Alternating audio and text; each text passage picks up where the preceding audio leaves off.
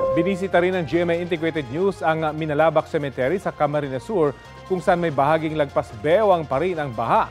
Ang mainit na balita hatid ni Ian Cruz. Undas po ngayon, pero dito sa portion na ito ng Minalabak Cemetery, nakikita nyo naman po, wala pong mga tao dito na dumadalaw sa mga puntod dahil nga po hanggang bewang pa rin ang taas ng tubig. Ang sinasabi po ng mga residente at nakita rin po natin yung bakas ng mga baha dito, talagang napakataas po ng naging tubig dito dulot ng bagyong Christine.